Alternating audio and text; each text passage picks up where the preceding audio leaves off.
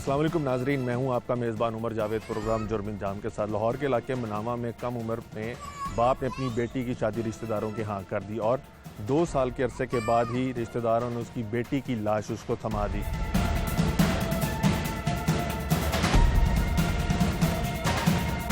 क्या जहेज की लालच में इस लड़की को कत्ल किया गया या इस कत्ल के पीछे कोई और मुहर्रिकात हैं? बुरसा इंसाफ के लिए क्या दुआएं दे रहे हैं और क्यों पुलिस अब तक मुल्जिमान को गिरफ्तार करने से कासिर है, और अगर गिरफ्तार किया है तो तफ्तीश कहाँ तक पहुंची है? और ये मुआशरे में कम उम्री में शादी और जहेज की लानत का बढ़ता हुआ जो रुझान है, इसकी क्या वजूहत हैं? ये तमाम चीज़ें जानेंगे आज के प्रोग्राम जुर्म इंजाम में।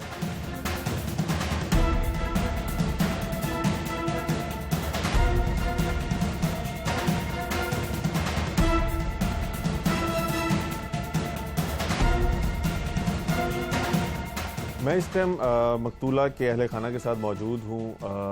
इन्होंने अपनी बेटी अपने सगे भाई के बेटे को दी और शादी तकरीबन 2-2.5 साल रही और उसके बाद एक दिन इनको इत्तला मिलती है कि इनकी बेटी जो है वो दरवाज़ा नहीं खोल रही, अपने कमरे में है। और जब ये जाकर वहाँ देखते हैं, इन्होंने क्या देखा वहाँ पर, क्या लड़की ज़िंदा थी, मुर्दा थी, क्या सारा कुछ चलता रहा, क्यों इन्होंने अपनी बेटी की शादी एक ऐसे शख्स से की जिसकी पहले ही शादी हुई थी।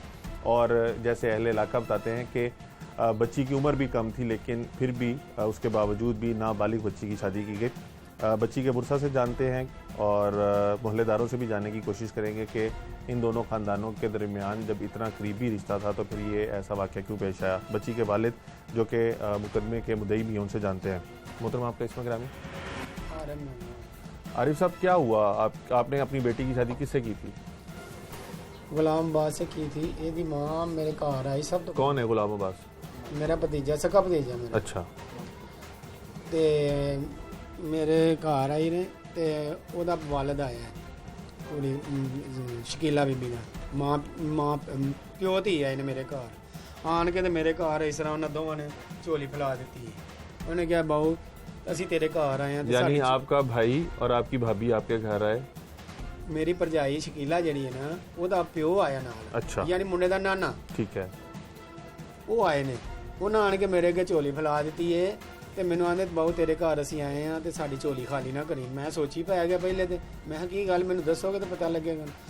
ਉਹ ਫਿਰ ਉਹਨਾਂ ਕਿਹਾ ਜੀ ਅਸੀਂ ਐਸ ਸਿਲਸਿਲੇ ਆਏ ਆ, ਤੇਰੇ ਕੋਲ रिश्ते ਲਈ आए हैं। अच्छा, कितनी बेटियां आपकी और कितने बच्चे हैं? 4 बेटियां ने, बेटा कोई नहीं है। अच्छा, और कितनी उम्र है बच्चियों की? ਬੱਚੀ ਦੀ ਜਿਹਦੀ ਆ ਹੁਣ ਜਿਹਦੇ ਨਾਲ ਬਕੂਆ ਹੋਇਆ ਇਹਦੀ 16 ਸਾਲ ਦੀ ਉਮਰ है। जब शादी की? हाँ जी। 16 साल में लड़की यानी पाकिस्तानी कानून के मुताबिक शादी कर सकते हैं? पता नहीं ये सानू, मैं नहीं देखा। क्या कर रही थी आपकी बेटी उस टाइम जब आपने शादी की? 9वीं के पेपर उन्हें देने सन। अच्छा, यानी अभी तक सही तरह उसने होश भी नहीं संभाला था जब? अच्छा। मैं तो उन्होंने यही गल, मैं अच्छा अल्लाह बेहतर करेगा, कोई गल नहीं, हौसला रखो।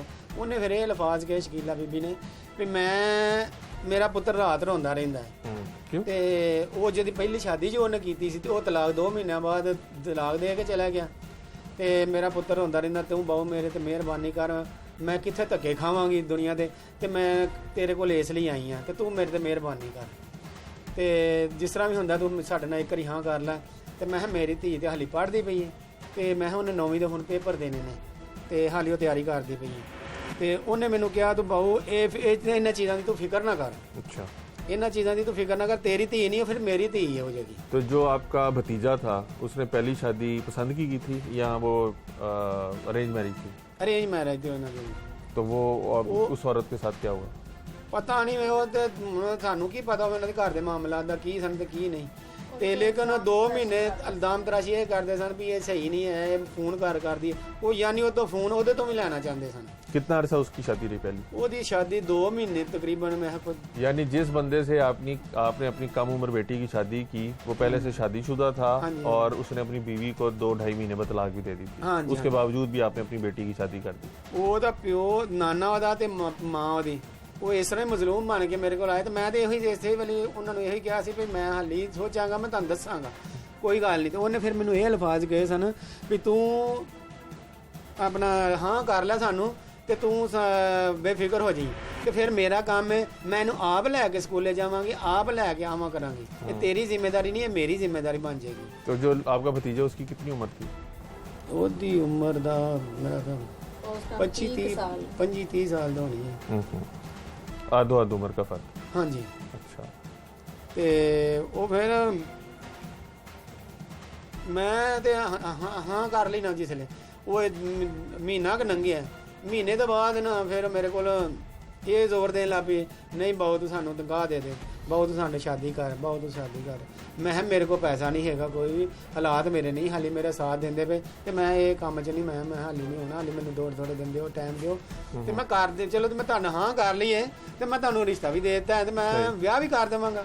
ਇਹ ਨਹੀਂ ਤੂੰ ਜਿਸ ਤਰ੍ਹਾਂ ਹੁੰਦਾ ਸਾਨੂੰ ਇਹ ਰਿਸ਼ਤਾ ਸਾਡਾ, ਤੂੰ ਸਾਨੂੰ ਸ਼ਾਦੀ ਕਰ। ਉਹ ਮੈਂ ਫਿਰ ਜਿੱਥੇ ਮੈਂ ਦੂਸਰੀ ਬੇਟੀ ਦੀ ਕਰਨੀ ਸੀ ਨਾ, ਉਹਨਾਂ ਨੇ ਵੀ ਮੈਂ ਕਿਹਾ, ਉਹਨਾਂ ਵੀ ਮੈਨੂੰ ਇਹ ਕਿਹਾ ਨਹੀਂ ਹਾਲੇ ਨਹੀਂ ਅਸੀਂ ਕਰਨੀ, ਤੂੰ ਤੇ ਸਾਨੂੰ ਇਹ ਵਾਅਦਾ ਕੀਤਾ।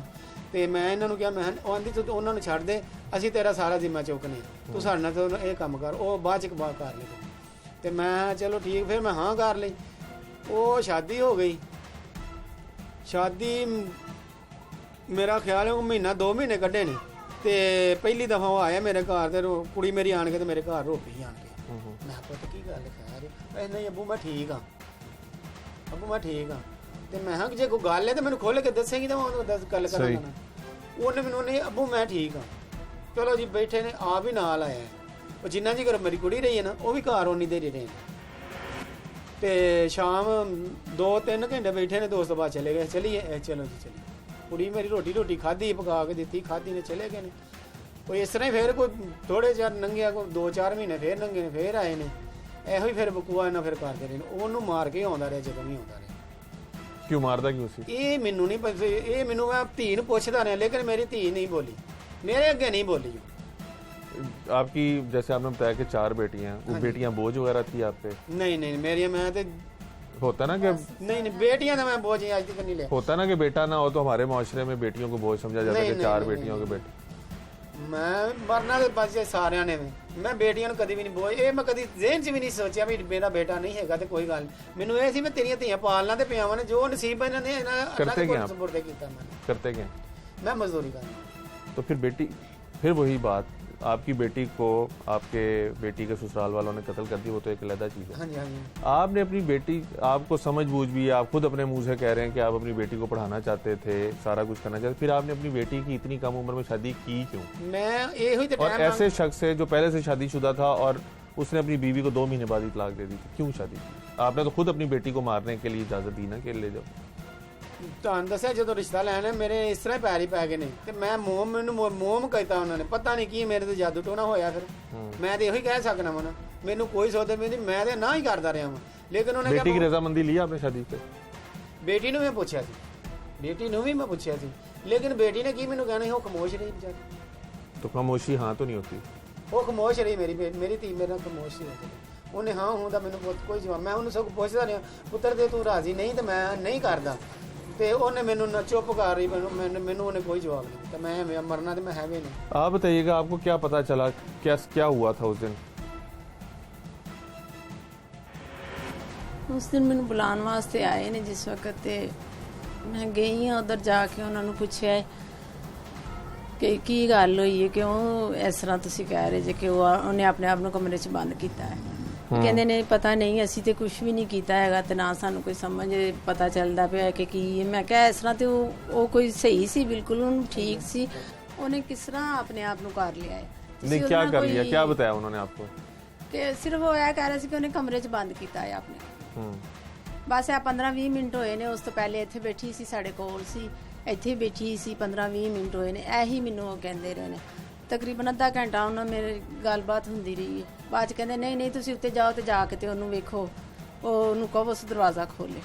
ਮੈਂ ਉੱਤੇ ਗਈ ਹਾਂ, ਤਕਰੀਬਨ ਮੈਂ 10 ਤੋਂ 15 ਮਿੰਟ ਮੇਰੇ ਫਿਰ ਵੀ ਦਰਵਾਜ਼ੇ ਨੂੰ ਲਗਾਉਂਦੇ ਹੱਥ ਮਾਰਦੇ, ਬੜਾ ਯਾਨੀ ਮੇਰਾ ਨਾ ਦਿਲ ਵੀ ਪਰੇਸ਼ਾਨ ਸੀ ਉਸ ਟਾਈਮ ਕਿ ਕਿਉਂ ਇੰਨੀ ਆਵਾਜ਼ ਹੀ ਨਹੀਂ ਬਿਲਕੁਲ ਆ ਰਹੀ ਅੰਦਰੋਂ ਕੁਛ ਵੀ। ਮੈਂ ਦਰਵਾਜ਼ੇ ਦੇ ਥੱਲੇ ਦੀ ਹੋ ਕੇ ਵੇਖਿਆ ਜਿਸ ਵਕਤ ਉਹ ਬੜੀ ਅੰਦਰੋਂ ਗਰਮੀ ਦੀ ਹਬਸ ਦੀ ਯਾਨੀ ਸਮੈਲ ਜੀ, ਜਿਸ ਤਰ੍ਹਾਂ ਗਰਮੀ ਦੇ ਦਿਨ ਸੀ ਕਾਫੀ ਤੇ ਆਈ ਤੇ ਮੈਂ ਜਲਦੀ ਨਾਲ ਮੇਰਾ ਦਿਲ ਇੰਨਾ ਘਬਰਾਇਆ ਕਿ ਮੈਂ ਫਿਰ ਨੀਚੇ ਵਾਪਸ ਆ ਗਈ। ਆਣ ਕੇ ਮੈਂ ਉੱਥੋਂ ਪਾਣੀ ਪਾ ਕੇ ਪੀਤਾ ਕੂਲਰ 'ਚ ਆਪੇ। ਫਿਰ ਮੈਂ ਉਹਨਾਂ ਨੂੰ ਪੁੱਛਿਆ, ਮੈਂ ਇੱਕ ਦਫਾ ਮੈਂ ਸ਼ਾਇਦ ਕੋਈ ਲੜਾਈ ਝਗੜਾ ਕੀਤਾ ਜੀ ਉਹਦੇ ਨਾਲ, ਕੁਛ ਇਸ ਤਰ੍ਹਾਂ ਦੀ ਗੱਲ ਸੀ, ਤੁਸੀਂ ਮੈਨੂੰ ਪਹਿਲੇ ਦੱਸ ਦਿੰਦੇ ਕਿ ਕੀ ਗੱਲ ਕੀ ਕਰਨੀ ਸੀ। ਤੁਸੀਂ ਕਹਿਣ ਲੱਗੇ ਕਿ ਨਹੀਂ ਇਸ ਤਰ੍ਹਾਂ ਨਹੀਂ ਹੈਗਾ।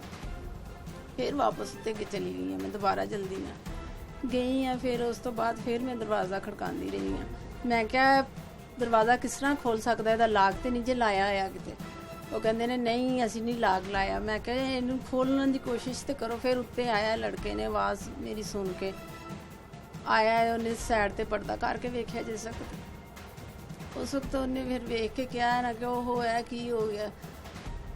ਉਹਦੇ ਲਫਾਜ਼ ਤੋਂ ਬਾਅਦ ਮੈਂ ਵੀ ਜਲਦੀ ਨਾਲ ਉਹੀ ਚੀਜ਼ ਫੜੀ ਹੈ ਹੱਥ 'ਚ, ਤੇ ਮੈਂ ਵੀ ਪਰਦਾ ਸਾਈਡ ਤੇ ਕਰਕੇ ਵੇਖਿਆ ਜਿਸ ਵਕਤ ਮੈਂ ਵੀ ਵੇਖਿਆ ਮੇਰੇ ਤੇ ਹਵਾਸ ਬਿਲਕੁਲ ਨਹੀਂ ਸੀ ਕਾਇਮ ਰਹੇ ਹੈਗੇ। क्या देखा आपने?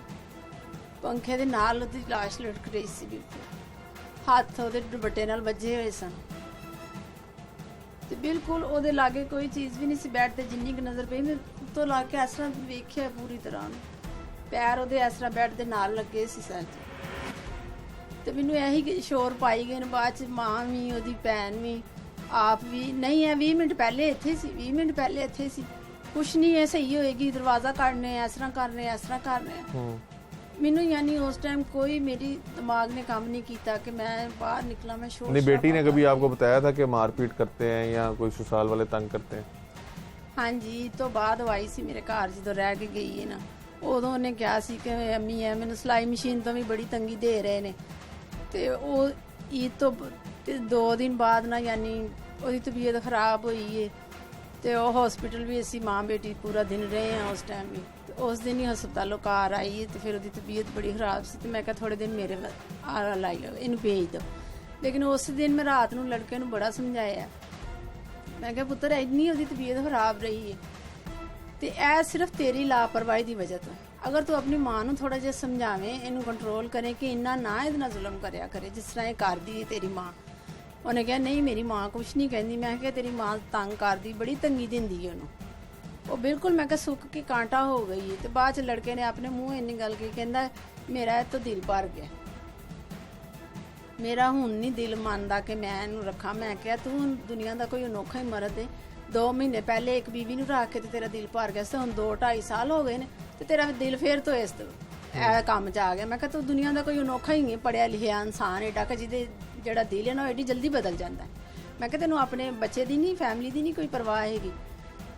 नहीं मेरा बच्चे नूं मैं सांभांगा, मैं इस तरह करांगा, इनू मैं इनू कहना वा तेनू अगर मैं छड्ड दिता ना तो तेरे बच्चे नूं मां नहीं मिलनी। ਇਹ ਉਹਦੇ ਲੜਕੇ ਦੇ ਅਲਫਾਜ਼ ਹੈਗੇ ਸੀ उस दिन रात नहीं को। तो वो जो सिलाई मशीन वगैरह मांगती थी आप लोगों ने शादी के टाइम कुछ दिया था या चीजें कम थी जो वो कहते नहीं थे? चीज़ां कम सन, काफ़ी कम सन चीज़ां, साढ़े को नहीं सी दित्तियां गईयां। ਇਹ ਲੱਕੜੀ ਦੀ ਅਸੀਂ ਚੀਜ਼ਾਂ ਦੇ ਵਗੈਰਾ ਦਿੱਤੀਆਂ ਸੀ, ਖਾਣ ਪੀਣ ਵਾਲੇ ਬਰਤਨ ਦਿੱਤੇ ਸੀ, ਕੱਪੜੇ ਵੀ तो वो ਦਿੱਤੇ जहेज का मुतालबा करते थे या पहली दफा उसने ये बात आपको बताई थी? ਨਹੀਂ ਪਹਿਲੇ ਵੀ ਉਹ ਕਰਦੀ ਸੀ, ਕਿਉਂਕਿ ਜਦੋਂ ਉਹਦਾ ਬੱਚਾ ਹੋਇਆ ਉਸ ਵਕਤ ਵੀ ਉਹਨੂੰ ਅਸੀਂ ਜਿੰਨੀ ਕੁ ਵੀ ਦਿੱਤੇ ਜੋ ਵੀ ਚੀਜ਼ਾਂ, ਉਹ 1.5 ਮਹੀਨੇ ਤੋਂ ਬਾਅਦ। ਤੇ ਉਦੋਂ ਵੀ ਕਹਿੰਦੀ ਅੰਮੀ ਉਹ ਹਾਲੇ ਵੀ ਨਾ ਖੁਸ਼ ਜੇ, ਉਹ ਖੁਸ਼ ਨਹੀਂ ਹੈਗੀ ਕਿ ਇਹ ਚੀਜ਼ ਨਹੀਂ ਆਈ, ਉਹ ਵੀ ਚੀਜ਼ ਨਹੀਂ ਹੈਗੀ। ਮੈਂ ਕਿਹਾ ਬੇਟਾ ਕੋਈ ਗੱਲ ਨਹੀਂ, ਤੇਰਾ ਬਾਪ ਹਾਲੇ ਨਹੀਂ ਇੰਨਾ ਕੰਮ ਚੱਲਦਾ ਪਿਆ, ਆਸਤਾ ਆਸਤਾ ਜਿਹੜਾ ਨਾ ਜ਼ਿੰਦਗੀ ਨਹੀਂ ਤੇ ਤੈਨੂੰ ਦਵਾਂਗੇ ਜ਼ਰੂਰ। तो आपको क्या लगता है कि आपकी बेटी को कत्ल किया, खुदकुशी की? क्योंकि जो आपने मुकदमा दर्ज करवाया, ये जो आपने मुकदमा दर्ज कराया वो तो कत्ल की दफात का दर्ज करवाया, हाँ जी हाँ जी। तो आपको लगता है कत्ल हुआ है या खुदकुशी? ਮੇਰੀ ਬੇਟੀ ਪੁਲਿਸ ਵਾਲੇ ਵੀ ਆਏ ਨੇ ਨਾ, ਉਹਨਾਂ ਵੀ ਇਹ ਵੇਖ ਕੇ ਹੀ ਕਹਿੰਦੇ ਇਹ ਲਫਾਜ਼ ਕੀਤੇ ਨੇ ਵੀ ਇਹਦਾ ਮਰਡਰ ਕੀਤਾ ਗਿਆ, ਇਹਦਾ ਮਰਡਰ ਹੋਇਆ ਹੈ, ਇਹ ਇਹਨੇ ਫੰਦਾ ਨਹੀਂ ਲਿਆ, ਇਹਨੂੰ ਮਾਰ ਕੇ ਤੇ ਫੇਰ ਟੰਗਿਆ। ਇਹ ਸਾਰਾ ਡਰਾਮਾ ਬਣਾਇਆ ਇਹਨਾਂ ਨੇ। ਤੇ ਮੈਨੂੰ ਵੀ ਇਹੀ ਸ਼ੱਕ ਪਿਆ ਵੀ ਇਹਨਾਂ ਮਾਰ ਕੇ ਇਹਨੂੰ ਟੰਗਿਆ, ਕਿਉਂਕਿ ਜਿਹੜੀ ਉਹਨੇ ਫੰਦਾ ਲਿਆ ਹੈ ਨਾ ਉਹਦੇ ਸੁਣਨ ਚ ਮੈਂ ਵੇਖਿਆ ਤੇ ਨਹੀਂ ਹੌਸਲੇ, ਮੈਨੂੰ ਇਹ ਚੀਜ਼ ਦਾ ਜ਼ਿਹਨ 'ਚ ਵੀ ਨਹੀਂ, ਮੈਂ ਕਸਮ ਇਸ ਚੀਜ਼ ਦੀ ਵੀ ਖਾ ਸਕਣਾ। ਮੈਂ ਜਿਸ ਵੇਲੇ ਧੀ ਨੂੰ ਆਪਣੀ ਨੂੰ ਚੁੱਕਿਆ ਨਾ, ਮੈਨੂੰ ਉਦੋਂ ਵੀ ਨਹੀਂ ਪਤਾ, ਮੈਂ ਜਦੋਂ ਉਧਰ ਚੁੱਕ ਕੇ ਮੰਜੀ ਤੇ ਲਿਆ ਕੇ ਪਾਇਆ ਵੀ ਆਪਣੇ ਘਰ, ਤੇ ਮੈਨੂੰ ਫੇਰ ਵੀ ਨਹੀਂ ਪਤਾ ਇਹ ਚੀਜ਼ ਦਾ ਵੀ ਉਹ ਫੰਦਾ ਦੇ ਕੇ ਮਾਰਿਆ ਉਹਨੇ। ਤੇ ਫੇਰ ਪਤਾ ਲੱਗਾ ਵੀ ਇਹਦੇ ਤੇ ਗਲਾ ਦਬਾ ਕੇ, ਪਹਿਲੇ ਵਾਇਰ ਤਾਰ ਨਹੀਂ ਬਿਜਲੀ ਦੀ ਤਾਰ, ਉਹਦੇ ਨਾਲ ਗਲਾ ਦਬਾਇਆ ਤੇ ਨਾਲੇ ਬੰਦ ਦਾ ਇੱਕ ਡਰਾਮਾ ਬਣਾਇਆ ਵੀ ਇਹ ਨਾਲੇ ਦੇ ਨਾਲ ਫੰਦਾ ਲੈ ਕੇ ਤੇ ਇਹਨਾਂ ਜਿਵੇਂ ਤੁਹਾਡੀ ਫਾ ਲਿਆ ਮੇਰੀ ਤੇ। ਫਿਰ ਬੈੱਡ ਤੇ ਉੱਤੇ ਪੈਸੇ ਖਿਲ ਰਹੇ ਨੇ, ਹਾਂਜੀ ਪੈਸੇ ਬੈੱਡ ਦੇ ਉੱਤੇ ਪੈਸੇ ਵੀ ਖਿਲ ਰਹੇ ਨੇ। ਉਹ ਕਿੰਨੇ ਖਿਲਾਰਨੇ ਸਨ? ਮੈਂ ਖਿਲਾਰਨੇ ਜਾਂ ਤੁਸੀਂ ਖਿਲਾਰਨੇ ਨੇ? ਕਿਸੇ ਨੇ ਖਿਲਾਰਨੇ? ਇਹ ਕਿੰਨੇ ਖਿਲਾਰੇ ਨੇ? ਉਹ ਦੱਸਣ ਨਾ, ਸਬੂਤ ਦੱਸੇ। ਵੀ ਕਿੰਨੇ ਖਿਲਾਰੇ ਨੇ ਪੈਸੇ, ਉਹ ਮੇਰੀ ਬੇਟੀ ਨੇ ਖਿਲਾਰਨੇ। ਜਦੋਂ ਤੁਹਾਡੀ ਭਾਬੀ ਤੁਹਾਡੇ ਕੋਲੋਂ ਰਿਸ਼ਤਾ ਮੰਗਣ ਆਈ ਸੀ ਉਦੋਂ ਉਹਨੇ ਕੋਈ ਜਹੇਜ਼ ਦਾ ਮੁਤਾਲਬਾ ਵਗੈਰਾ ਕੀਤਾ? ਉਸ ਵੇਲੇ ਮੇਰੇ ਕਿਤੇ ਉਹਨੇ ਕਿਹਾ ਤੂੰ ਤੇਰੀ ਧੀ ਨਹੀਂ ਹੈ ਮੇਰੀ ਧੀ ਬਹੁ, ਤੂੰ ਹਾਂ ਕਰ ਲਈ ਹੈ ਨਾ, ਮੈਨੂੰ ਇਹੋ ਹੀ ਬੜੀ ਹੈ ਤੇ ਇਹਦਾ ਮੈਂ ਪੜਾਉਣ ਤੋਂ ਸ਼ੁਰੂ ਕਰਾਂਗੀ ਤੇ ਤੇਰੇ ਜਹੇਜ਼ ਦਾ ਤੇ ਤੇਰੇ ਮੈਂ ਮੁਤਾਲਬਾ ਹੀ ਨਹੀਂ ਕਰਦੀ, ਇਹਨੂੰ ਪੜਾਵਾਂਗੀ ਵੀ ਮੈਂ, ਇਸ ਤੋਂ ਬਾਅਦ ਤੇਰੀ ਜ਼ਿੰਮੇਵਾਰੀ ਮੇਰੀ ਜ਼ਿੰਮੇਵਾਰੀ, ਇਹ ਤੇਰੀ ਧੀ ਨਹੀਂ ਹੈ ਮੇਰੀ ਬਣ ਗਈ ਹੁਣ। ਤੇ ਜਦੋਂ ਉਹਨਾਂ ਨੇ ਚੀਜ਼ਾਂ ਦਾ ਮੁਤਾਲਬਾ ਕਰਨਾ ਸ਼ੁਰੂ ਕੀਤਾ ਤੁਸੀਂ ਕਿਉਂ ਨਹੀਂ ਗੱਲ ਕੀਤੀ ਉਹਨਾਂ ਨਾਲ? ਕਿਉਂ ਨਹੀਂ ਤੁਸੀਂ ਮੁਹੱਲੇਦਾਰਾਂ ਨੂੰ ਜਾਂ ਰਿਸ਼ਤੇਦਾਰਾਂ ਨੂੰ ਵਿੱਚ ਪਾਇਆ ਜਿਹੜੇ ਰਿਸ਼ਤਾ ਲੈਣ ਆਏ ਸਨ? ਰਿਸ਼ਤੇਦਾਰਾਂ ਨੂੰ ਤਾਂ ਇਹਨੂੰ ਤੇ ਆਂਦੀ ਇਹਨੂੰ ਹੀ ਬਹੁਤਾ ਸੀ, ਮੇਰੇ ਨਾਲ ਤੇ ਉਹਨਾਂ ਕੋਲ ਮੈਂ ਤੇ ਜਦੋਂ ਵੀ ਉਹਨਾਂ ਨੇ ਮੈਂ ਕਿਹਾ ਤੁਸੀਂ ਮੇਰੀ ਧੀ ਘੱਲ ਦਿਓ ਮੇਰੇ ਘਰ, ਤੇ ਮੇਰੇ ਤੇ ਇੰਨਾ ਮੁਤਾਲਬਾ ਨਹੀਂ ਸੀ ਕਰਦੇ, ਇਹਨੂੰ ਮੁਤਾਲਬਾ ਕਰਦੇ ਸਨ ਤੇ ਇਹ ਫਿਰ ਮੈਨੂੰ ਵੀ ਨਹੀਂ ਸੀ ਬਾਜਲੇ ਦੱਸਦੀ, ਬਾਦੀਆਂ ਗੱਲਾਂ ਦੱਸ ਦਿੰਦੀ ਸੀ ਤੇ ਲੇਕਿਨ ਜਦੋਂ ਮੈਨੂੰ ਪਤਾ ਲੱਗਾ ਮੈਂ ਕਿਹਾ ਤੂੰ ਹੁਣ ਉਹਨਾਂ ਨਾਲ ਖੁੱਲ ਕੇ ਗੱਲ ਕਰ, ਜੇ ਤੈਨੂੰ ਕੋਈ ਗੱਲ ਕਰਨ ਤੇ ਤੂੰ ਮੈਨੂੰ ਦੱਸ ਦੇ, ਮੇਰੀ ਜ਼ਿੰਮੇਵਾਰੀ ਫਿਰ ਮੈਂ ਅੱਗੋਂ ਇਹਨਾਂ ਨਾਲ ਆਪੇ ਨਿਬੜ ਲਾਂਗਾ। ਤੇ ਹੁਣ ਕਿੱਥੇ ਨੇ ਮੁਲਜ਼ਮਾਨ, ਫੜੇ ਗਏ ਕਿ ਕੋਈ? ਮੁਲਜ਼ਮਾਨ ਨੂੰ ਮੈਂ ਤੇ ਉਸੇ ਦਿਨ ਹੀ ਉਹਨੂੰ ਪੁਲਿਸ ਵਾਲੇ ਜਿੱਦਣ ਆਏ ਨੇ ਤੇ ਮੈਂ ਕਿਹਾ ਇਹ ਮਾਂ ਕਰਾਉਣ ਵਾਲੀ ਹੈ ਤੇ ਪੁੱਤਰ ਕਰਨ ਵਾਲਾ ਹੈ, ਸਾਰਾ ਕੁਝ ਉਹਦੀ ਮਾਂ ਕਰਵਾਉਂਦੀ ਰਹੀ ਹੈ ਤੇ ਪੁੱਤਰ ਕਰਨ ਵਾਲਾ ਹੈ। ਉਹ ਆਂਦਾ ਜੋ ਮੇਰੀ ਮਾਂ ਹੈ ਮਾਂ ਹੀ ਹੈ, ਦੁਨੀਆ ਦੀ ਮਾਂ ਮੈਂ, ਮੇਰੀ ਮਾਂ ਹੈ ਤੇ ਮੈਂ ਇਸ ਤੋਂ ਸਿਵਾ ਕੁਝ ਨਹੀਂ ਹਾਂ। ਤੇ ਮੈਂ ਜਿਸੇ ਆਪਣੀ ਕੁੜੀ ਨੂੰ ਚੁੱਕਿਆ ਨਾ ਉਧਰੋਂ ਤੇ ਮੇਰੇ ਪੈਰੀ ਪੈ ਗਿਆ, ਮੇਰੇ ਪੈਰੀ ਪੈ ਗਿਆ, ਆਂਦਾ ਚਾਚਾ ਮੈਨੂੰ ਖੁਦਾ ਵਾਸਤੇ ਮਾਫੀ ਦੇ ਦੇ। ਮੈਂ ਕਿਹਾ ਮੇਰੇ ਕੋਲ ਕਾਹਦੀ ਮਾਫੀ ਮੰਗਣਾ, ਉਸ ਰੱਬ ਕੋਲੋਂ ਮੰਗ ਜਿਹਦਾ ਕੰਮ ਤੂੰ ਇਹ ਕੀਤਾ, ਜਿਹਦੇ ਵਾਸਤੇ ਅਬ ਕੀ ਆਪਣੀ ਜੰਨਤ ਤੂੰ ਆਪ ਖਰਾਬ ਕਰਦੀ ਹੈ, ਕਿਹਦੇ ਲਈ ਮਾਫੀ ਮੰਗਣਾ ਮੈਂ, ਉਹਦੇ ਕੋਲ ਮਾਫੀ ਮੰਗ, ਮੇਰੇ ਕੋਲ ਕਾਹਦੀ ਮਾਫੀ ਮੰਗਣਾ ਮੈਂ। ਇੰਨੀਆਂ ਗੱਲਾਂ ਕਰਕੇ ਮੈਂ ਧੀ ਆਪਣੀ ਚੁੱਕੀ ਤੇ ਮੈਂ ਪੁਲਿਸ ਨੇ ਕਿਸੇ ਮੁਲਜ਼ਮ ਨੂੰ ਹਾਲੇ ਤੱਕ ਫੜਿਆ? ਹਾਂਜੀ ਉਹਨਾਂ ਫੜਿਆ, ਪੁਲਿਸ ਨੇ ਫੜਿਆ ਤੇ ਲੇਕਿਨ ਇਹ ਜਿਹੜਾ ਆਸ਼ਿਕ ਹਸੈਨ ਹੈ ਇਹ ਸਾਡੀ ਕੋਈ ਨਹੀਂ ਸੁਣਦਾ ਪਿਆ ਤੇ ਕੀ ਉਹਦਾ ਨਾਮ ਇਮਰਾਨ ਹੈਦਰ, ਇਹ ਸਾਰੀ ਸਾਈਡ ਇਹ ਵੀ ਉਹਨਾਂ ਦੀ ਮੁਲਜ਼ਮਾਨ ਦੀ ਸਾਈਡ? ਹਾਂਜੀ ਹਾਂਜੀ ਇਹ ਵੀ ਮੁਲਜ਼ਮਾਨ। ਇਹ ਕੌਣ ਨੇ? ਇਹ ਕੌਣ ਨੇ? ਜਿੱਦਣ DIG ਪੈਸੇ ਕੋਲ ਅਸੀਂ ਪੇਸ਼ ਹੋਣ ਡੇ ਆ, ਅਸੀਂ ਉਹਨੂੰ ਦੱਸਣ ਡੇ ਆ ਵੀ ਸਾਡੇ ਸਰਦਾਰ ਜੀ ਸਰਕਾਰ ਸਾਨੂੰ ਸਾਡੀ ਝੋਲੀ ਸਾਡਾ ਇਨਸਾਫ ਮਿਲਣਾ ਚਾਹੀਦਾ, ਉਹ ਸਾਨੂੰ ਤਸੱਲੀਆਂ ਦੇਣ ਡੇ ਨੇ।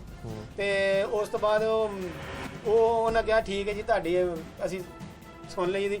ਉਹਨੇ ਫਿਰ ਮੇਰੇ ਸਾਹਮਣੇ ਇਮਰਾਨ ਹੈਦਰ ਨੇ ਪੁੱਛਿਆ, ਇਮਰਾਨ ਹੈਦਰ ਨੇ ਉਹਨੂੰ ਉਹ ਜਵਾਬ ਦਿੱਤਾ ਮੇਰੇ ਸਾਹਮਣੇ, ਇਹ ਕਹਿਣ ਡਿਆ ਵੀ ਇਹ ਜੋ ਕੁਛ ਜੀ ਇਹ ਕੀ ਦਰਵਾਜ਼ੇ ਦਾ ਇਹ ਦਰਵਾਜ਼ਾ ਹੀ ਨਹੀਂ ਜਲਦੀ ਇਹਦੀ ਮਾਂ ਦੇ ਸਾਹਮਣੇ ਕੱਟਿਆ ਗਿਆ, ਉਹ ਮਾਂ ਨੂੰ ਮੇਰੇ ਇਹਦੀ ਮਾਂ ਦੇ ਸਾਹਮਣੇ ਕੁੜੀ ਦੇ ਕੱਟਿਆ ਗਿਆ, ਉਹਨੂੰ ਕੀ ਪਤਾ ਕਿਸ ਤਰ੍ਹਾਂ ਕੱਟਿਆ ਗਿਆ, ਕਿ ਉਹ ਥੱਲੇ ਬੈਠੀ ਜ਼ਮੀਨ ਤੇ ਉਹ ਕੰਡ ਪਰ ਨੇ ਕੱਟਣ ਡੇ ਨੇ। ਇੰਨੇ ਦੇ 5 ਮਿੰਟਾਂ 3 ਕੱਟ ਲੱਗੇ ਨੇ ਦਰਵਾਜ਼ੇ ਨੂੰ, ਪਹਿਲਾਂ ਐਸ ਰੁਕਦਾ ਤੇ ਐਸ ਰੁਕਦਾ, ਉਹ 2 ਮਿੰਟਾਂ 'ਚ ਕੱਟੇ ਗਏ ਨੇ। ਫਿਰ ਲੋਹੇ ਦੀ ਚੱਦਰ ਨੇ ਉਹਨੂੰ ਕਿਸੇ ਸ਼ੈ ਨਾਲ ਦੂਰਿਆ ਕੀਤਾ ਹੈ ਨਾ, ਕਿਸੇ ਨੇ ਕਰਕੇ ਤੇ ਫੇਰ ਹੀ ਬੂਹਾ ਹੱਥ ਪਾਇਆ ਨੇ ਨਾ, ਕਿੰਨੀ ਦੇਰ ਲੱਗੀ ਪਈ ਉਹਨਾਂ ਨੂੰ, ਕੋਈ 1 ਮਿੰਟ ਦੇ ਵਿੱਚ ਤੇ ਹੋ ਨਹੀਂ ਗਿਆ ਸਾਰਾ ਕੁਝ, ਤੇ ਇਹਨੂੰ 2 ਮਿੰਟਾਂ ਦੇ ਵਿੱਚ ਪਾਣੀ ਵੀ ਪਿਆ ਕੇ ਸਾਰਾ ਕੁਝ ਕਰਾ, ਫਿਰ ਬੂਹਾ ਖੋਲ ਕੇ ਕਹਿੰਦੇ ਬੂਹਾ ਖੋਲ ਗਿਆ ਜੀ ਚਲੋ ਜੀ ਸਾਹਮਣੇ ਵਹਾ ਕੇ ਇਹਨੂੰ ਕਹਿੰਦੇ ਨੇ ਤੇ ਤੂੰ ਤੇ ਇੱਕ ਕਹਿੰਦਾ ਪਿਆ ਨਹੀਂ ਇਹ ਮਰ ਗਈ ਜੇ, ਦੂਸਰਾ ਕਹਿੰਦਾ ਨਹੀਂ ਇਹ ਜੀ ਸਾਹ ਹੈਗਾ ਹੀ ਹਾਲੀ। ਇਹਨਾਂ ਦੇ ਗੱਲਾਂ ਕਰਨ ਵਾਲੀ, ਉਹਨੂੰ ਤੇ ਆਪ ਨਾਲ ਰੌਲਾ ਪਾਉਣਾ ਚਾਹੀਦਾ, ਉਹ ਸਾਡੀ ਨੋਹ ਮਰ ਗਈ, ਸਾਡੀ ਕੱਲੀ ਨੋਹ ਹੈ ਤੇ ਸਾਡੇ ਨਾਲ ਤੇ ਜ਼ੁਲਮ ਹੋ ਗਿਆ। ਤੁਸੀਂ ਕਹਿ ਰਹੇ ਹੋ ਕਿ ਪੁਲਿਸ ਤੁਹਾਡੇ ਨਾਲ ਬਿਲਕੁਲ ਤਾਵਨ ਨਹੀਂ ਕਰ ਰਹੀ? ਨਹੀਂ ਤਾਵਨ ਪੁਲਿਸ ਨਹੀਂ ਅਸਲ ਵਿੱਚ ਤਾਂ। ਇਹ ਮਹੱਲੇਦਾਰ ਨੇ ਤੁਹਾਡੇ? ਹਾਂਜੀ ਇਹ ਸਾਡੇ ਮਹੱਲੇ। ਤੁਸੀਂ ਦੱਸੋ ਕਿਹੋ ਜਿਹੇ ਯਾਨੀ ਜਿਹੜਾ ਮੁਲਜ਼ਮ ਹੈਗੀ ਹੈ ਮੁਲਜ਼ਮ ਪਾਰਟੀ, ਕੀ ਤੁਸੀਂ ਉਹਨਾਂ ਦੇ ਮੁਤਲਕ ਕੀ ਜਾਣਦੇ ਹੋ? ਮੁਲਜ਼ਮ ਪਾਰਟੀ ਤੇ ਵੇਖੋ ਨਾ ਗੱਲਾਂ ਘਰ ਵਾਲੇ ਨੇ ਤੁਹਾਨੂੰ ਸਾਰੀਆਂ ਦੱਸ ਦਿੱਤੀਆਂ ਨੇ, ਕਿਉਂਕਿ ਜਿਹੜੇ ਰਿਲੇਟਿਵ ਹੁੰਦੇ ਰਿਸ਼ਤੇਦਾਰ ਹੁੰਦੇ ਨੇ ਉਹਨਾਂ ਨੂੰ ਸਭ ਤੋਂ ਜ਼ਿਆਦਾ ਪਤਾ ਹੁੰਦਾ ਆਪਸ 'ਚ ਕੀ ਹੈ। ਲੇਕਿਨ ਜਦ ਮੈਂ ਇਸ ਪਾਸੇ ਆਇਆ ਸੀ ਨਾ ਤੇ ਇਹਨਾਂ ਦੀ ਕਲੈਸ਼ ਤੇ ਥੋੜੀ ਬਹੁਤੀ ਚੱਲਦੀ ਰਹਿੰਦੀ ਹੁੰਦੀ ਸੀ। ਅੱਛਾ, ਲੜਾਈ ਝਗੜਾ ਮੁਹੱਲੇ 'ਚ ਮਸ਼ਹੂਰ ਸੀ ਇਹਨਾਂ ਦਾ? ਮਸ਼ਹੂਰ ਸੀ ਇਹਨਾਂ ਦਾ। ਫਸਟ ਟਾਈਮ ਵੀ ਇਹਨਾਂ ਦਾ ਕੋਈ ਜਗ੍ਹਾ ਦਾ ਇੱਕ ਮੁਤਾਲਬਾ ਸੀ ਇੱਕ ਦੂਸਰੇ ਦੇ ਨਾਲ, ਉਸ ਮਸਲੇ ਨੂੰ ਵੀ ਮੈਂ ਹੀ ਵਿੱਚ ਆਣ ਕੇ ਸੋਲਵ ਕੀਤਾ, ਇਹਨਾਂ ਦਾ ਹੱਲ ਕੀਤਾ। ਕਲੈਸ਼ ਯਾਨੀ ਕਿ ਇਹਨਾਂ ਦੀ ਚੱਲਦੀ ਰਹੀ ਹੈ, ਲੇਕਿਨ ਅੰਦਰੂਨੀ ਖਾਤੇ ਜਿਹੜੇ ਹੁੰਦੇ ਨੇ ਉਹ ਰਿਸ਼ਤੇਦਾਰਾਂ ਦੇ ਆਪਣੇ ਹੁੰਦੇ ਨੇ, ਕਿ ਜਿਸ ਤਰ੍ਹਾਂ ਉਹਨੂੰ ਵਰਗਲਾਇਆ ਗਿਆ, ਜਿਸ ਤਰ੍ਹਾਂ ਉਹਦੇ ਅੱਗੇ ਤਰਲੇ ਤੇ ਮਿੰਨਤਾਂ ਸਮਾਜਤਾਂ ਕੀਤੀਆਂ ਗਈਆਂ ਤੇ ਰਿਸ਼ਤਾ ਲਿਆ ਗਿਆ। ਲੇਕਿਨ ਇਹ ਵੇ ਕਿ ਮੁੰਡੇ ਦੀ ਜਿਹੜੀ ਮਾਂ ਹੈ ਨਾ ਉਹ ਵਾਕਈ ਤੇਜ਼ ਤਰਾਕ ਸ਼ਾਤਰ ਔਰਤ ਹੈ।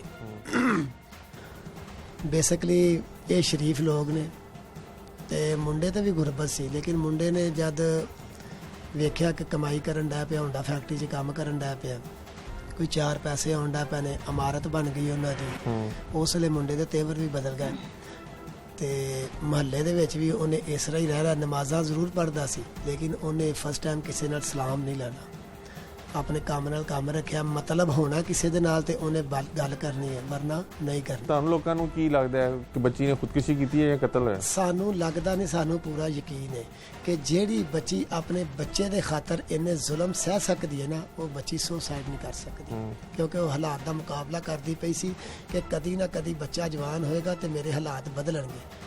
ਠੀਕ ਹੈ, ਅਸੀਂ ਇਸ ਲਈ ਯਕੀਨ ਤੇ ਪੁਖਤਾ ਯਕੀਨ ਨਾਲ ਕਹਿ ਸਕਦੇ ਹਾਂ ਕਿ ਉਹਨੇ ਸੁਸਾਈਡ ਨਹੀਂ ਕੀਤਾ, ਉਹਨੂੰ ਮਾਰਿਆ ਹੀ ਗਿਆ ਹੈ। ਤੁਸੀਂ ਮੈਨੂੰ ਥੋੜੀ ਦੇਰ ਪਹਿਲੇ ਦੱਸ ਰਹੇ ਸੋ ਕਿ ਤੁਹਾਨੂੰ ਵੀ ਕੋਈ ਗੱਲਾਂ ਬਾਤਾਂ ਕਰ ਰਹੇ ਨੇ ਮੁਲਜ਼ਮ ਪਾਰਟੀ ਜਿਹੜੀ ਹੈ, ਉਹ ਕੀ ਕਹਿ ਰਹੇ ਨੇ? ਜੀ ਰਾਤ ਨੂੰ ਮੈਸੇਜ ਆਏ ਨੇ ਮੇਰੇ ਬੱਚੇ ਦੇ ਮੋਬਾਈਲ ਦੇ ਉੱਤੇ, ਯਾਨੀ ਕਿ ਉਹ ਮੈਨੂੰ ਇੱਕ ਮੁਨਾਫਿਕ ਦਾ ਦਰਜਾ ਦੇ ਰਹੇ ਨੇ ਕਿ ਤੁਸੀਂ ਇਹਨਾਂ ਦਾ ਸਾਥ ਦੇ ਰਹੇ ਹੋ। ਲੇਕਿਨ ਮੈਂ ਬਾਰ-ਬਾਰ ਮੀਡੀਆ ਕੇ ਵੀ ਤਕੀਦ ਕੀਤੀ ਸੀ ਕਿ ਮੈਂ ਜ਼ੁਲਮ ਦੇ ਖਿਲਾਫ ਜਿਹੜਾ ਹੈ ਨਾ वो जिहाद कर रहे हैं। बहुत शुक्रिया। आप मकतूला के वर्सा की गुफ्तगू सुन रहे थे। मुकदमा थाना मनामा में 302 की दफात के तहत दर्ज किया गया, जिसके अंदर मकतूला के शौहर, मकतूला की सास और दीगर अफराद को नामजद किया गया है। वर्सा के मुताबिक पुलिस ने मुलजमान को पकड़ा था, लेकिन अभी उनका स्टेटस जो है वो बिल्कुल भी वाज़ेह नहीं, और इनके मुताबिक शायद उनको छोड़ दिया गया है और इंसाफ के तकाजे जो पूरे नहीं किए जा रहे। जहां पर मुलजिमान ने बच्ची की जान लेकर एक कभी गुनाह किया है, वहीं पर जो बच्ची के वर्सा हैं उनकी जानिब से भी बच्ची के साथ बहुत ज़्यादती की गई कि इंतहाई कम उम्र में उसकी शादी कर दी गई, और शादी भी ऐसे ख़ानदान में की जहां पे पहले ही जो मुलजिम था वो शादीशुदा था और 2 माह बाद अपनी बीवी को, उसने पहली बीवी को यानी तलाक दे दी थी, और दूसरी बीवी 2 साल तक तो उसने रखी, लेकिन इनके मुताबिक उसको तशद्दुद करता था, जहेज़ का मुतालबा करता था और बिल आखिर उसको कत्ल कर दिया। तफ्तीश अभी चल रही है, उसका अंजाम क्या निकलता है ये तो पुलिस और तफ्तीशी इदारे बता सकते हैं, लेकिन जिस तरह से माशरे में अदम बर्दाश्त, जहेज़ की लानत और कम उम्र में शादी का रवाज जो है वो डला है, इससे इस किस्म के वाक़यात रूनमा होना जो है वो आम हो गए हैं।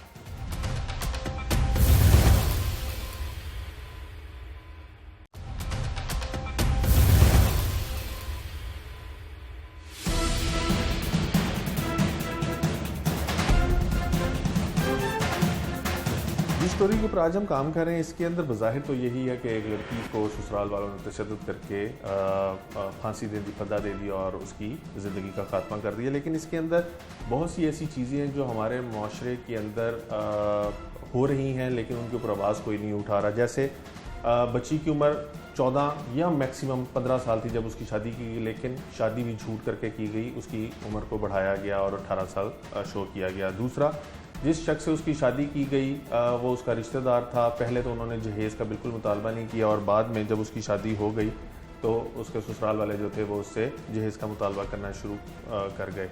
और तीसरा ये कि लड़की के ऊपर जब मुजालिम ढाए जा रहे थे तो किसी ने भी ये नहीं कहा कि तुम पे अगर मुजालिम ढाए जा रहे हैं तुम अपने मेके में आके बैठ जाओ। तमाम लोगों ने उसके ऊपर यही कहा कि तुम नहीं अपने घर वाले जो तुम्हारा ससुराल है वहाँ पे गुजारा करो, और अल्टीमेटली मेके को फिर उसकी लाश मिली।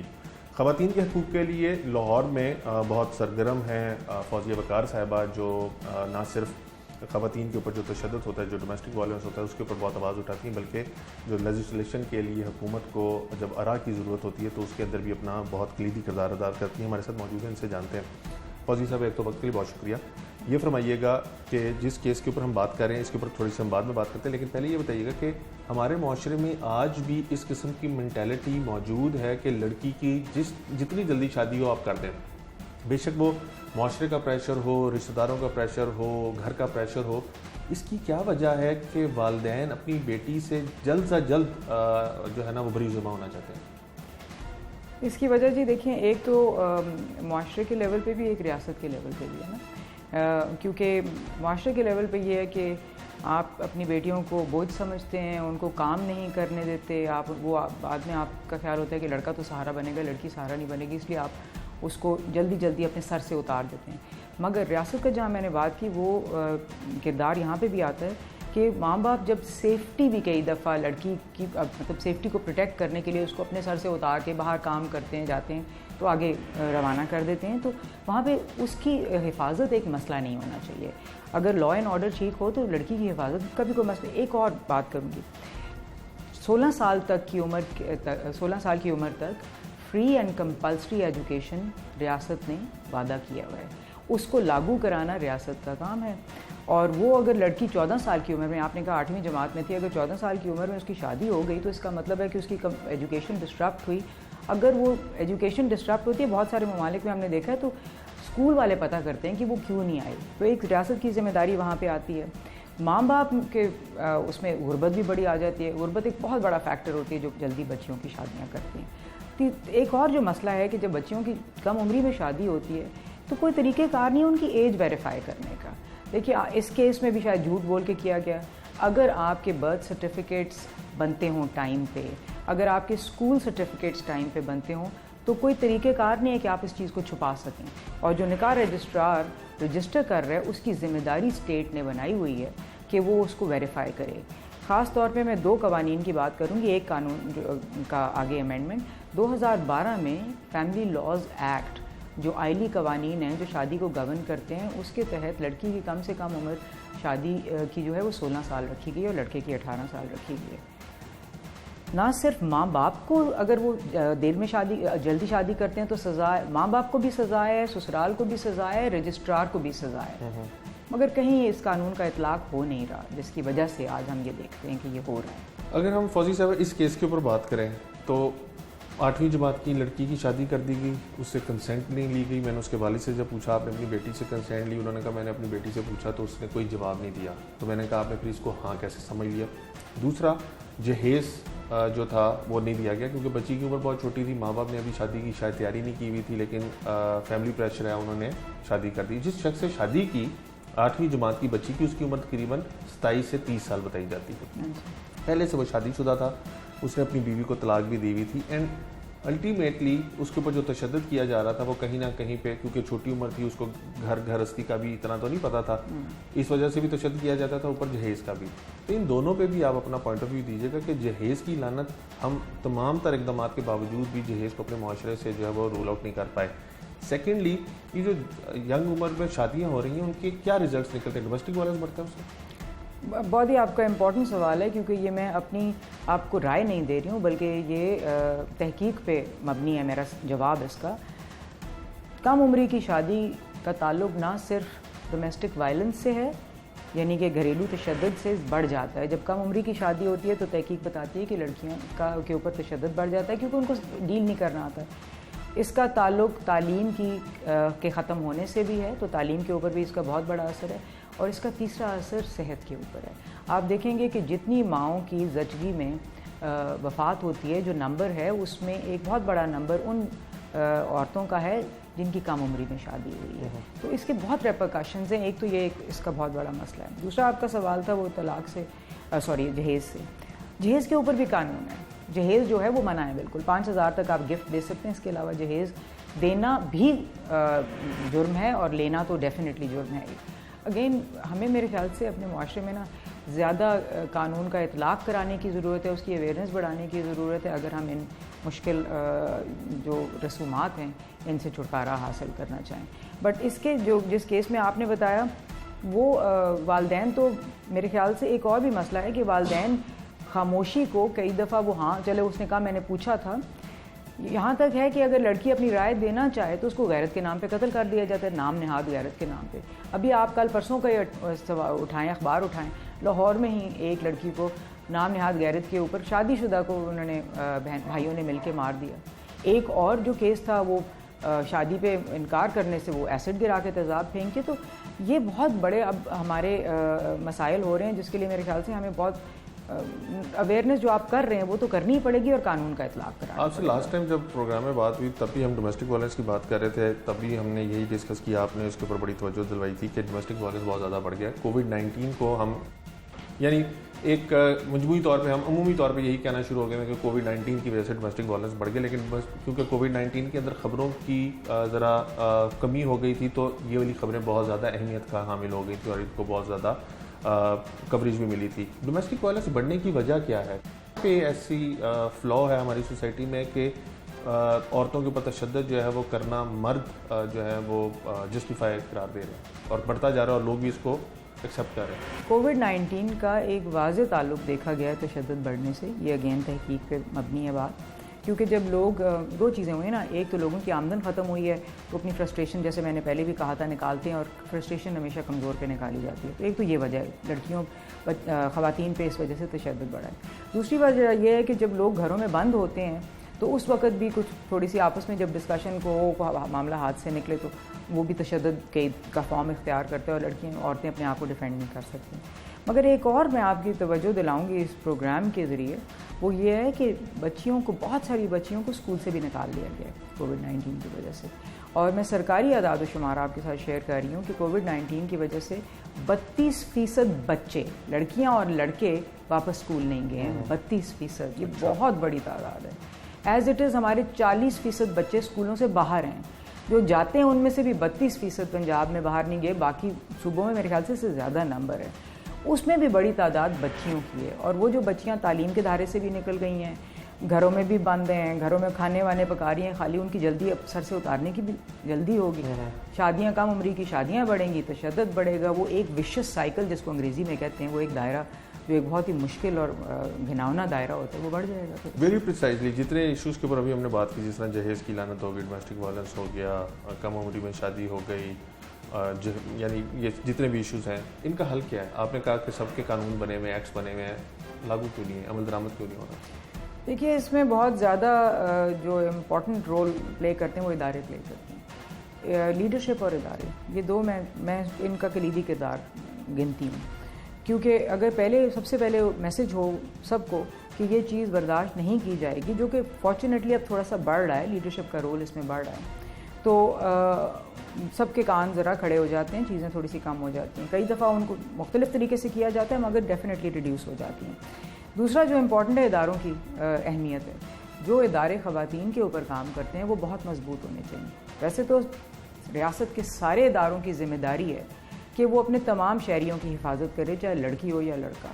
मगर इस केस में इसके अलावा उनका तो रोल है, इसके अलावा ख़वातीन के ऊपर काम करने वाले इदारे बहुत मजबूत होने चाहिए, ताकि उनकी निगाह हर वक्त इन जराइम के ऊपर रहे, वो उसका सद्देबाब कर सकें। उसके लिए चाहे सोसाइटी में अवेयरनेस बढ़ा रहे हैं, चाहे तालीम में चीज़ें डाल रहे हैं, चाहे बाद में इम्प्लीमेंटेशन करा रहे हैं, वो सारे काम आपके जो है वो स्ट्रॉन्ग इदारे ज़रूर करते हैं। Thank you very much.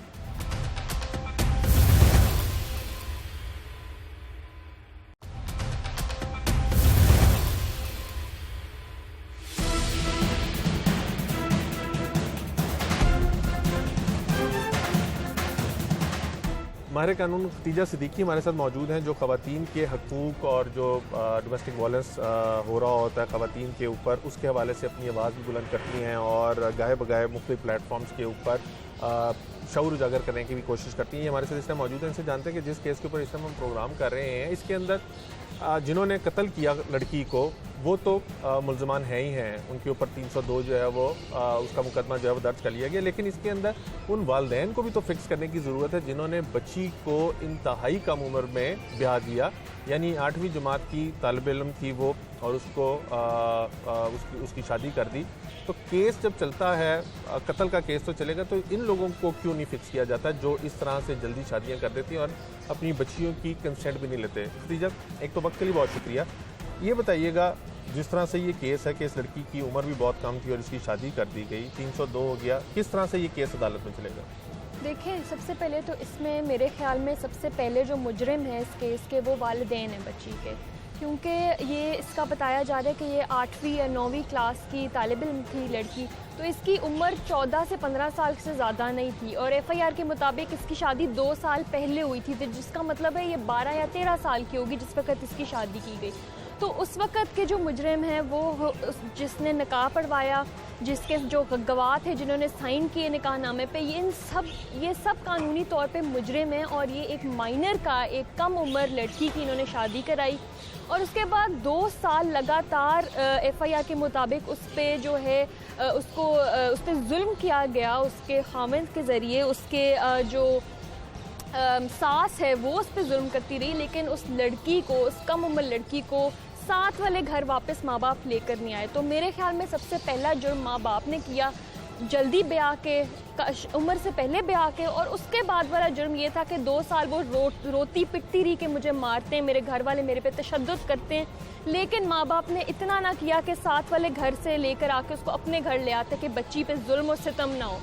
तो मेरे ख्याल में तो इसमें सबसे पहले माँ बाप का कसूर आता है। दूसरा, उसके बाद आ जाते जो ये जो मुकदमा दायर हुआ है, जो उसको एक बड़े ही जुल्माना और जालिमाना तरीके से उसको मारा गया, माँ नहीं मारा और लड़के ने मिलके उसको किसने इस चीज़ की इजाज़त दी? उसको इसने इजाज़त दी, इन माँ बाप ने, जो साथ वाले घर में रहते हुए भी उन्होंने कभी उनको कहा नहीं कि भाई ये हमारी बेटी है, खबरदार इसको कुछ किया तो हम इसको वापस घर ले आएंगे। तो ये तो मेरे ख्याल में एक इसके अंदर एक एस्पेक्ट ये भी है खतीजा कि इसको जहेज़ भी वो मांगते थे, क्योंकि जहेज़ भी लेके गई थी तो गए बगैर उससे चीज़ों का तकाजा भी करते थे। तो जब सज़ा होती है तो सिर्फ जो 302 लगी है, क्योंकि मेजर पनिशमेंट तो इसी में मिलनी है, तो ये बाकी चीज़ें जो हैं वो उसके मुताबिक चलती हैं, उस कानून के मुताबिक चलती हैं तफ्तीश में, या सज़ा जो है वो मेजर जो मैक्सिमम है 302 लगी हुई उसके मुताबिक सज़ा मिलेगी? देखिए, इसमें तो अगर लड़की चूँकि माइनर थी, ठीक है, माइनर का आपने कंसेंट तो वैसे ही नहीं होता कानून में,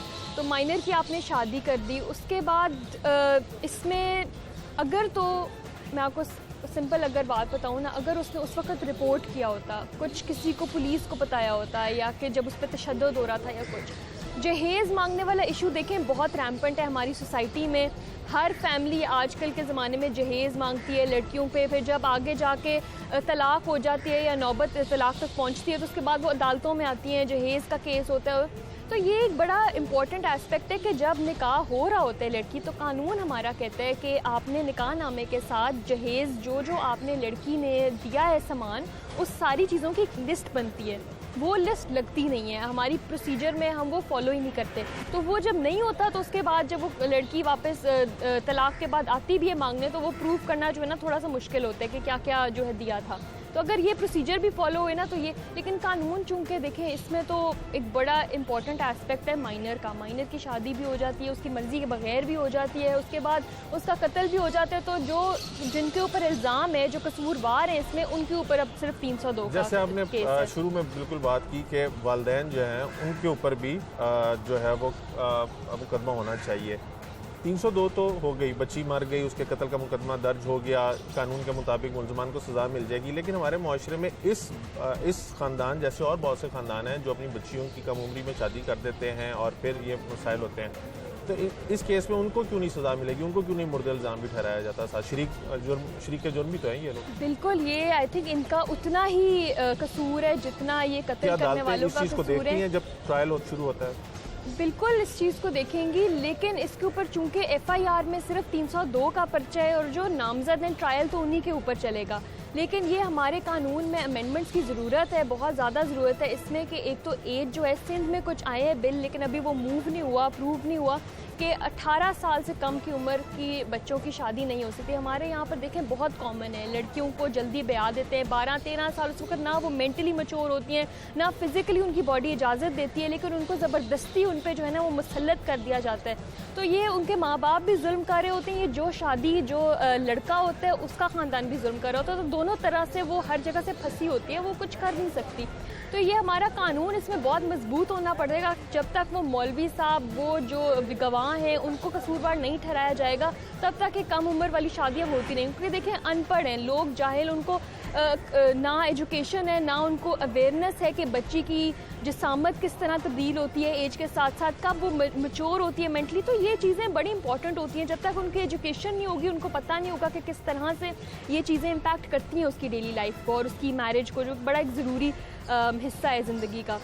तो ऐसे वाक़या जो आप समझती होते रहेंगे, इस तरह होते रहेंगे जब तक कानून साजी नहीं होगी, जब तक लोगों के दरमियान अवेयरनेस कैंपेन्स नहीं होगी, घर घर जाके ये चीज़ जो है, हमारी हुकूमत का मीडिया एक बड़ा इंपॉर्टेंट रोल प्ले करता है इसमें, इस चीज़ की अवेयरनेस लेकर आएँ। बल्कि आजकल तो कैंपेन्स चल रही हैं, लेकिन कैंपेन्स की आउटरीच जो है वो मैक्सिमम होनी चाहिए ताकि लोगों को पता हो कि जी हमारी बेटी है, इसके साथ अगर जुल्म हो रहा है तो हमने ही इसको बचा के लाना है। हम क्यों वेट करते हैं कि जब तक लाश घर नहीं आएगी हम अपनी बेटी के लिए कुछ नहीं करेंगे? हमारे इसमें लोगों का मसला ये है कि उनको लगता है कि मेंटल टॉर्चर कुछ भी नहीं है। उनको लगता है कि जी जो लड़की के साथ हो रहा है जब तक वो नजर ना आए तब तक हम नहीं उसे मानेंगे। तो इसीलिए जो है इस तरह के इश्यूज को लोग समझते हैं कि ये छोटा इशू है। तो ये डोमेस्टिक वायलेंस बहुत बड़ा इशू है, इसको जब तक पहली दफ़ा में ना रोका जाए ये नहीं ख़त्म होएगा। बहुत शुक्रिया। हमारे साथ माहिर कानून खतीजा सिद्दीकी मौजूद थी। केस के स्टार्ट से ही अगर आप देखें तो वालिदैन ने कम उम्री में अपनी बेटी की शादी कर दी। सोशल प्रेशर था या रिलेटिव्स का प्रेशर था, लेकिन अपनी बेटी की 8वीं जमात की तलबा थी, उसकी शादी कर दी। उसके बाद जब उस पर तशद्दुद शुरू हुआ, उससे जहेज़ मांगना शुरू हुआ, तब भी वो खामोश रहे। ना तो उन्होंने कानून का सहारा लिया, ना ही जो रिश्तेदार थे जो पहले शादी के लिए प्रेशर डाल रहे थे उनको बीच में इन्वॉल्व किया कि बेटी को शादी कर दिए तो अब जो है प्रेशराइज किया जा रहा है।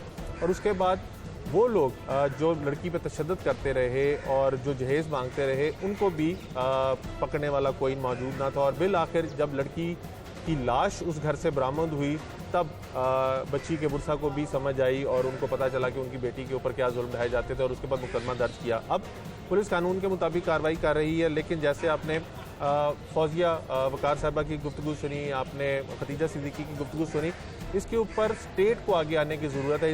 इस पे ऐसे मामलात पर हमारे मुआशरे को खड़ा होने की ज़रूरत है कि बच्चियों पे बिलखसूस ख़वातीन पे जो तशद्दुद के वाक़यात बढ़ते जा रहे हैं, उनके साथ उनके जो कत्ल के वाक़यात बढ़ते जा रहे हैं, उसके ऊपर स्टेट को स्टैंड लेने के साथ साथ मुआशरे को भी खड़ा होने की ज़रूरत है ताकि इस तरह किसी लड़की की जो है वो ज़िंदगी जीना ना कीजिए। और अगर उसको कत्ल किया गया तो मुलजमान को ऐसी सज़ा दी जाए कि आइंदा कोई हिम्मत ना करे। और वालिदैन को भी इसमें जो है सज़ा मिलनी चाहिए कि वो अपनी बच्चियों को इतनी कम उम्र में क्यों ब्याह रहे हैं। जब तक ये तमाम मसाइल हल नहीं किए जाएंगे, तमाम मसाइल ऐवानों में इनको डिस्कस नहीं किया जाएगा, इसी तरह से लड़कियां जो है वो मरती रहेंगी और मामला जो हैं वो मज़ीद ख़राब होते रहेंगे। आज के प्रोग्राम से टीम जुर्म इंजाम और अपने मेज़बान उमर जावेद को इजाज़त दीजिए। अगले प्रोग्राम में मुलाकात होगी। अल्लाह निगहबान।